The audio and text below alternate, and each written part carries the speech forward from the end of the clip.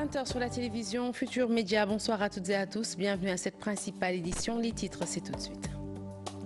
Le monde de la culture, des arts plastiques orphelins, Ibou Diouf, dont le nom est rattaché au premier festival mondial des arts nègres, a tiré sa révérence à l'âge de 76 ans.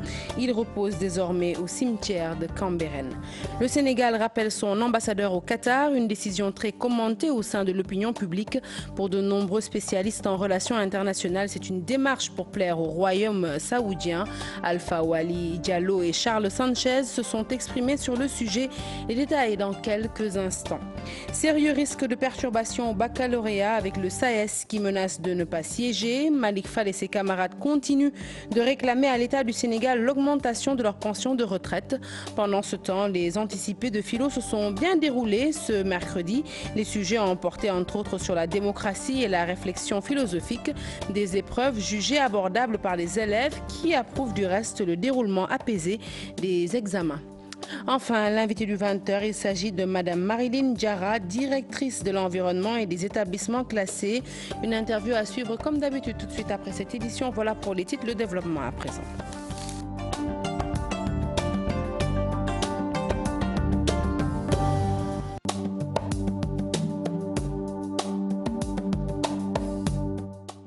Bonsoir à toutes et à tous. Je vous l'annonce tout de suite en titre. Une grosse perte pour le monde des arts et de la culture. Ibou Diouf, émérite artiste plasticien, nous a quittés ce mercredi à l'âge de 76 ans. Son nom est incontestablement associé au premier festival mondial des arts nègres en 1966 pour avoir réalisé l'affiche du banquier dédié aux civilisations du monde noir, très proche du président Poète Senghor qui l'avait surnommé Maître Ibou. Il repose désormais au cimetière de Cambérène. Son portrait nous est signé Fatima Taba. Il s'était illustré au premier festival mondial des arts nègres en réalisant l'affiche du grand banquet dédié aux civilisations du monde noir. Ibou Diouf, artiste plasticien, un géant de l'art contemporain, est décédé ce mercredi. Le natif de Tivaouane est l'auteur de plus de 3000 tableaux. Il a participé à de nombreuses expositions, aussi bien au Sénégal qu'à l'étranger. Peintre senghorien, il a étudié à l'École nationale des beaux-arts, section recherche plastique nègre. Il a été directeur adjoint de la Manufacture nationale de tapisserie de Thiès. Le défunt est connu comme étant l'un des meilleurs peintres de sa génération et l'auteur de plusieurs décors et costumes, de pièces de théâtre et de films. Le peintre, cartonnier, décorateur, illustrateur s'en est allé, laissant derrière lui une œuvre inscrite dans l'éternité de la création artistique. Adieu l'artiste, que son âme repose en paix. À présent, cette déclaration du ministère des Affaires étrangères sur la situation dans la région du Golfe. Le gouvernement du Sénégal suit avec une vive préoccupation la situation en cours dans cette région. Le Sénégal exprime sa solidarité agissante à l'Arabie Saoudite, aux Émirats Arabes Unis, au Bahreïn et à l'Égypte. Le Sénégal décide à compter de ce jour, mercredi 7 juin 2017, de rappeler en consultation son ambassadeur au Qatar. Un communiqué signé Monsieur Mankeur Ndiaye, ministre des Affaires étrangères. Et nous restons justement avec ce rappel de l'ambassadeur du Sénégal au Qatar qui suscite plusieurs interrogations.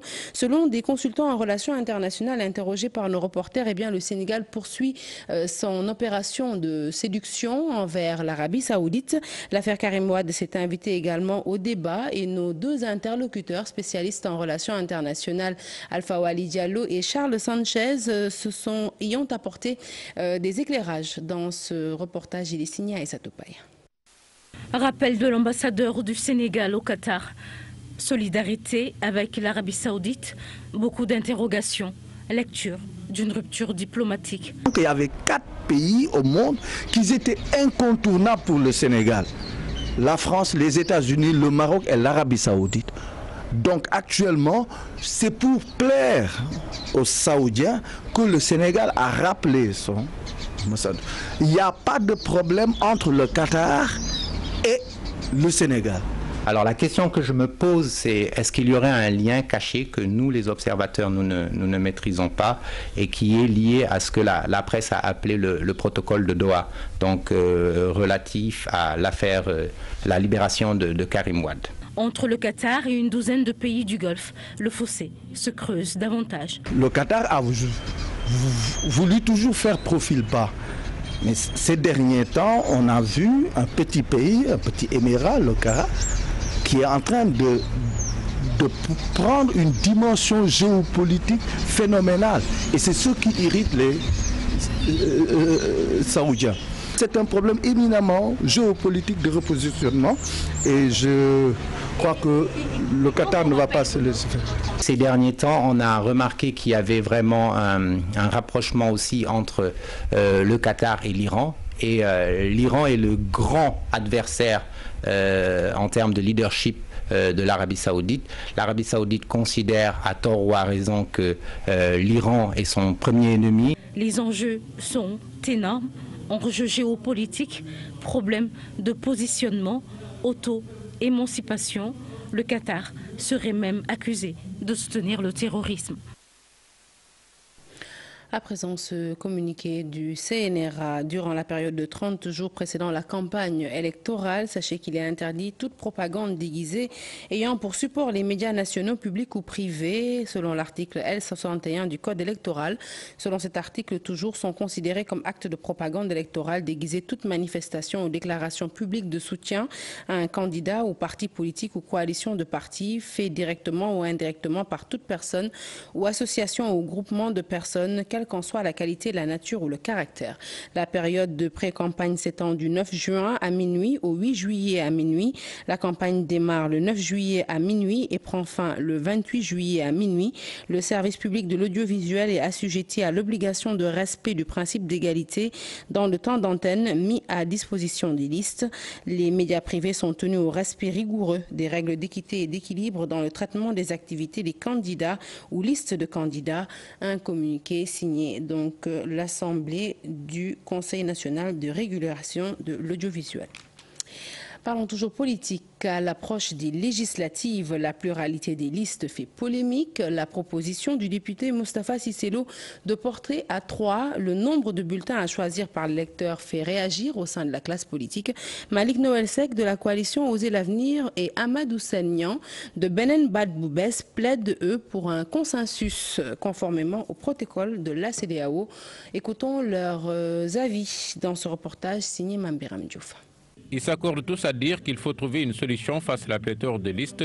Et c'est pour d'abord se féliciter de l'idée du vice-président de l'Assemblée nationale, Moustapha Cissé Lo, de restreindre le nombre de bulletins de vote. Oui, dans la mesure où nécessairement on doit modifier le code électoral. Parce qu'avec 49 listes, si obligation est faite à chaque électeur de prendre une enveloppe et l'ensemble des bulletins de vote, il est avéré que le vote sera très lent et que les électeurs, les Sénégalais, ne pourront pas tous voter. Le ministre de l'Intérieur peut convoquer les représentants de ces 49 listes, plus la société civile, plus la Sénat, pour discuter autour de ça et trouver un consensus qui nous permette effectivement de pouvoir faciliter le vote des électeurs, parce que c'est ça qui est important. Il y a un principe, c'est qu'on ne doit pas savoir pour qui l'électeur vote, comment protéger ce principe-là. Cependant, la manière dont cela devrait se faire irrite nos interlocuteurs, pas d'initiative de modification de la loi à travers un projet de loi. À ce stade, le ministre de l'Intérieur peut convoquer les représentants de ces 49 listes, plus la société civile, plus la Sénat, pour discuter autour de ça et trouver un consensus qui nous permette effectivement de pouvoir faciliter le vote des électeurs, parce que c'est ça qui est important. Il y a un principe, c'est qu'on ne doit pas savoir pour qui l'électeur vote, comment protéger ce principe-là.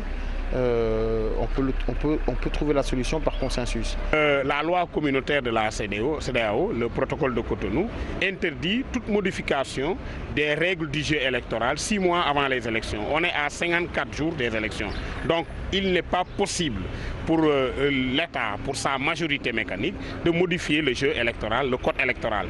Ce qui est par contre prévu par la CEDEAO, c'est dans la mesure où simplement, on peut avoir un large consensus. Encore que Moustapha Cissé Lo lui-même, il est membre du bureau du Parlement de la CEDEAO. Donc il n'est pas indiqué qu'il puisse prendre de telles initiatives. Nous allons en discuter, voir la meilleure solution et peut-être rencontrer l'administration pour voir quelle est la solution la plus opérationnelle pour permettre à ces Sénégalais-là de pouvoir voter dans les meilleures conditions. 49 listes, le scrutin s'annonce déjà difficile et coûteux et se pose des contraintes techniques et matérielles. Les pistes de réflexion données ça et là devraient permettre d'éviter un tel scénario. Et voilà l'idée de Moustapha Cissé Lo de ramener à 3 le nombre de bulletins à choisir par l'électeur. Une proposition que l'analyste Ndiaga Sylla, expert en questions électorales, dit avoir fait dès le lendemain du dépôt des listes. Et pour ce faire, il faut déroger à l'article L78 du Code électoral à défaut de pouvoir instaurer un bulletin unique. Je propose de l'écouter au micro de Mambiram Diouf. Il y a un préalable. Parce que nous sommes à moins de 2 mois justement des élections. Et les dispositions du protocole additionnel de la CEDEAO, précisément en son article 2, indiquent qu'on ne peut pas, à 6 mois des élections, procéder à une modification substantielle de la loi électorale, à moins que cela ne fasse l'objet d'un large consensus. Donc je pense qu'il faut aujourd'hui créer les conditions pour que les acteurs impliqués justement dans le processus électoral puissent justement trouver un consensus d'abord et maintenant ensuite peut-être porter justement cette proposition.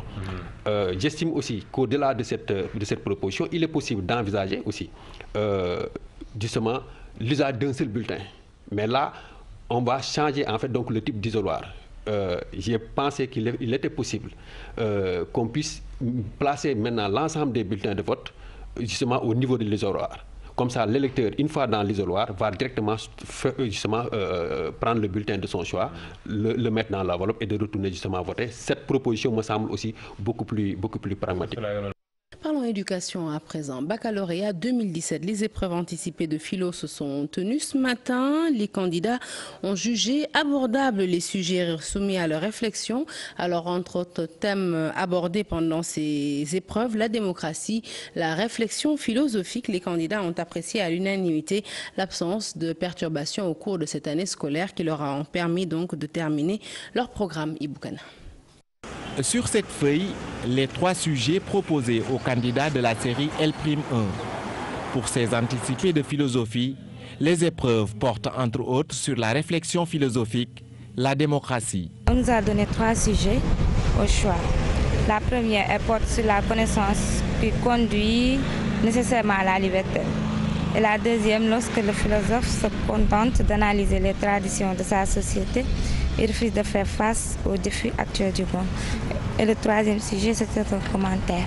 Le premier sujet parle du domaine 2, n'est-ce pas, qui parle de la liberté, le rapport de la connaissance à la liberté.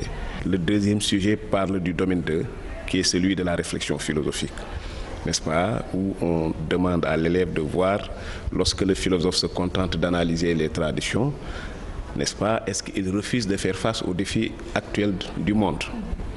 Le troisième sujet, qui porte également sur, qui est un sujet qui porte sur le commentaire, n'est-ce pas, on demande à l'élève d'expliquer et de discuter un texte qui parle de l'État en général, n'est-ce pas, mais qui insiste beaucoup sur le contrôle citoyen.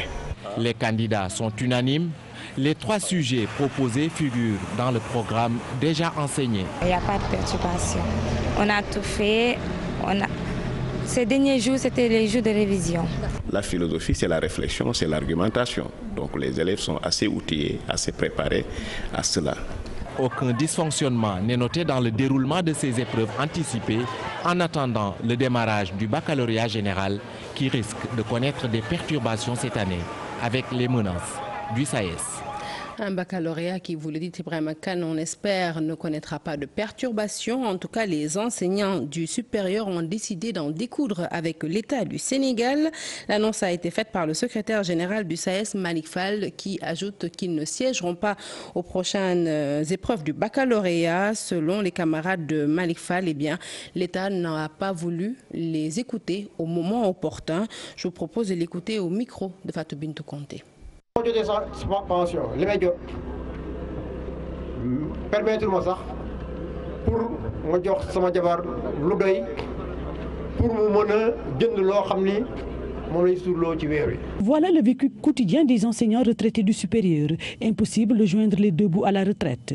La cause, les faibles pensions. Ils pensent qu'il urge de trouver des solutions à cette situation. Aujourd'hui, cette question de la retraite transcende l'enseignement supérieur. C'est une question qui intéresse tous les travailleurs. Nous avons été peut-être les premiers à avoir vu les choses venir. Nous avons été les premiers à vouloir donc lancer l'arrêt. Mais ce que je voudrais rappeler, c'est que cette question ne touche pas seulement les enseignants du supérieur, c'est une question qui touchera tous ceux qui émergent au niveau du FNR. Le respect des accords, les enseignants du supérieur y tiennent comme à la prunelle de leurs yeux et rappellent au ministre du Travail que ces accords ont été signés avec le Premier ministre. Nous avons entendu le ministre Mansour Sy, je ne sais pas si c'est un ballon d'essai ou non, déclarer qu'il n'y a jamais eu d'accord avec le SAES. Je voudrais aujourd'hui interpeller M. le Premier ministre directement, sous qui ces négociations ont été tenues. Je voudrais interpeller M. le Premier ministre pour lui demander que vaut la parole d'un chef de gouvernement. Ceux qui disent qu'il n'y a pas d'accord, ils se trompent lourdement. Nous avions un accord sur 4 points. S'il n'y avait pas d'accord, pourquoi aujourd'hui ces 3 points sont en train d'être matérialisés? Il n'a resté donc que la question de la retraite. Face à cette situation, le SAES, le syndicat autonome des enseignants du supérieur, appelle l'État à la table de négociation. Le SAES reste plus que jamais ouvert à toutes les discussions. Nous sommes ouverts à toutes les formes de négociation, mais nous sommes intransigeants sur le respect donc, des accords. Donc c'est un appel que nous lançons au gouvernement pour leur demander tout simplement d'ouvrir très rapidement les négociations pour qu'on... En quittant les amphithéâtres pour 2 jours, les enseignants du supérieur ont marché ce mercredi pour se faire entendre à travers les artères de l'université Cheikh Anta Diop de Dakar. Autre courroux, ceux des professeurs de l'université Assane Seck de Ziguinchor, professeurs membres du SAES naturellement. Ils étaient en brassard rouge ce mercredi. Ils s'insurgent également contre les nouvelles mesures prises par l'État par rapport à leur retraite. Ces professeurs ont également insisté sur les difficultés que rencontre l'université de Ziguinchor. Ils faisaient face à la presse. Leur porte-parole est Toumar Sall. Il est au micro de notre correspondant sur place, Boubacar Diassi. Aujourd'hui, les budgets des universités ne sont pas des budgets de vérité. Alors ça nous impose donc des charges financières très lourdes que nous devons supporter. Et particulièrement, l'université Assane Seck est en train de souffrir de son enclavement, par exemple. Aujourd'hui, pour faire venir un vacataire à Ziguinchor, il faut lui acheter un billet d'avion. Il faut le loger à l'hôtel. Il faut le prendre en charge par rapport à son transport. Parce qu'aujourd'hui, Assane Seck n'attire pas. Que l'argent que nous recevons, certes, est insuffisant. Mais aujourd'hui, des mauvaises décisions prises dans le sens de l'organisation ou des dépenses que l'université doit engager nous font payer aujourd'hui, nous font supporter une dette estimée à 2,165 milliards sur un budget de 3,3 milliards. Parce qu'aujourd'hui, aucun fournisseur n'accepte de travailler pour l'université. Les structures sanitaires nous rejettent en masse. Aujourd'hui, on a même des difficultés pour avoir du matériel d'enseignement et de recherche. Et de Ziguinchor, nous mettons cap sur Thiès et Toubatoul, plus précisément 4 villages dans cette communauté rurale étaient dans la rue. Les populations ont marché pour réclamer l'électrification de leur village. Le seul forage qui alimentait ces villages est en panne. Du coup, les agressions mais aussi vols de bétail sont multiples du fait de l'obscurité. Elles étaient donc des milliers de personnes dans la rue. Reportage Cheikh Anta Diop et Saïla Tia. Kerlaman, Sanchugad, Daroufay, Mbégué, les habitants de ces 4 villages rouges de colère ont marché sur 1 kilomètre pour demander l'électrification de leur village, au moment où plusieurs villages de Toubatoul bénéficient du programme de laser. Il n'y a absolument rien, Kerlaman ne bénéficie ni électricité, ni eau. En 2005, il y avait une convention qui disait qu'il y aura l'électrification de Kerlaman. Les poteaux sont juste dans nos riz, où certains même ont été utilisés pour préparer des repas. En 2012, lorsque le président Macky Sall est venu avec son PIDC, Kerlaman aussi a été classé pour la première tranche pour l'installation. Et des villages comme Dondol, qui sont à la 3e tranche, sont actuellement installés et électrifiés. Et nous ne savons pas le pourquoi. À cause de l'obscurité qui règne dans ces villages, les populations font face à de nombreuses agressions. L'éclairage est la première source de sécurité. toute population qui vit dans l'obscurité est vraiment en danger. Parce qu'il y a les serpents qui bladent, qui mordent nos mamans. Il y a aussi nos bêtes qui ont soif. Les voleurs qui n'ont jamais cessé de voler nos bêtes. 4 mois qu'ils n'ont reçu aucune goutte d'eau venant du forage. C'est pourquoi nous disons au président Macky Sall, je ne dis pas au maire, nous dépassons maintenant le maire. Je dis au président Macky Sall, nous voulons un forage de qualité bien équipé entre Kerlaman et Daro, pouvant servir Kerlaman, Daro, Mbedje, Saint-Djougat. Pas d'électricité, encore moins d'eau. Les femmes vivent un véritable calvaire. Elles parcourent des kilomètres pour se ravitailler en eau potable. La population nord de Kerlaman, depuis décembre 2016, ils ne bénéficient pas d'eau. Ils sont là, ils peuvent m'en témoigner. 4 mois qu'ils n'ont reçu aucune goutte d'eau venant du forage. Selon les populations de Kerlaman, les autorités doivent accorder une attention toute particulière à Toubatoul, considérée comme l'une des plus grandes communes du département de Thiès. Parlons environnement. Au lendemain de la célébration de la journée mondiale, le ministre de l'Environnement, Abdoulaye Bibi Baldé, en appelle au sens du civisme chez les orpailleurs, et ce, pour une extraction du métal précieux, l'or sans aucune utilisation de produits chimiques, mercure, cyanure ou autres produits aux conséquences désastreuses, en tout cas sur l'environnement. Je vous propose de l'écouter au micro de Moussa Omar Gueye et Amadou Djedjou.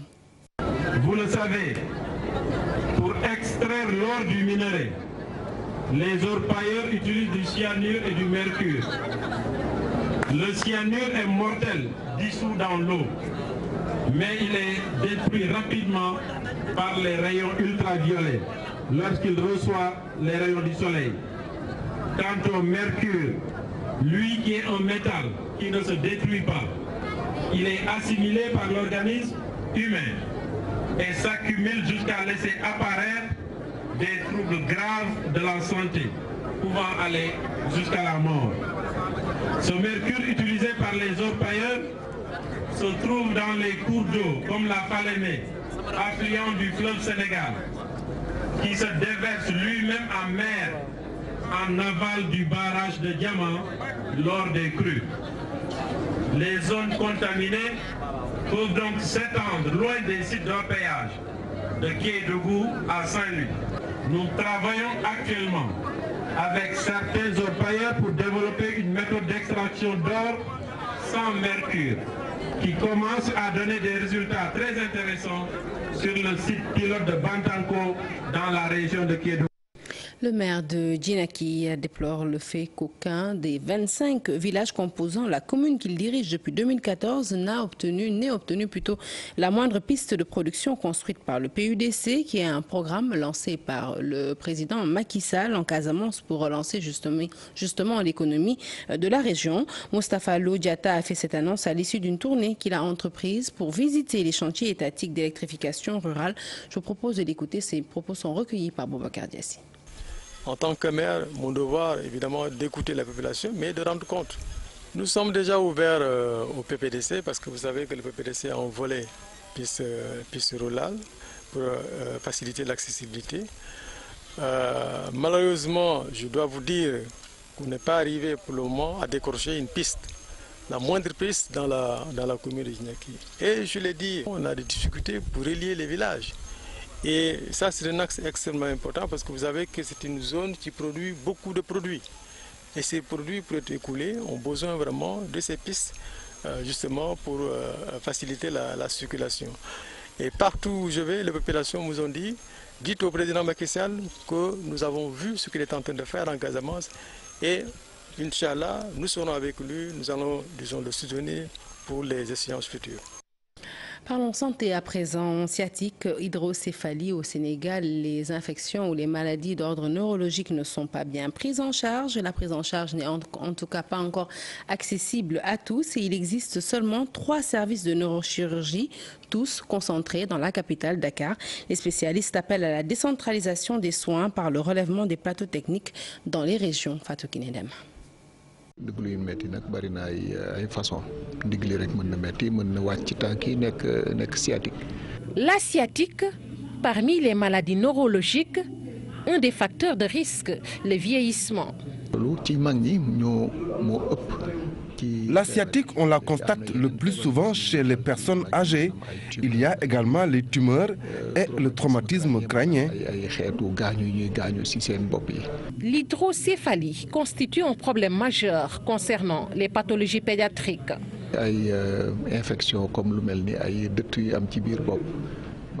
Chez les enfants, ce sont plutôt les infections au niveau du crâne, l'hydrocéphalie.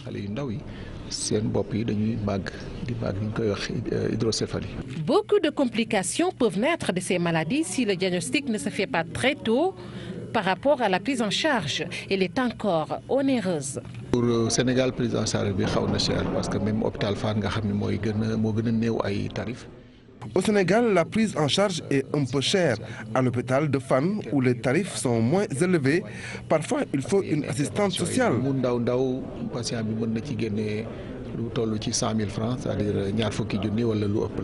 Il s'agit de faciliter l'accès à la prise en charge, mais aussi de relever le plateau technique dans les régions.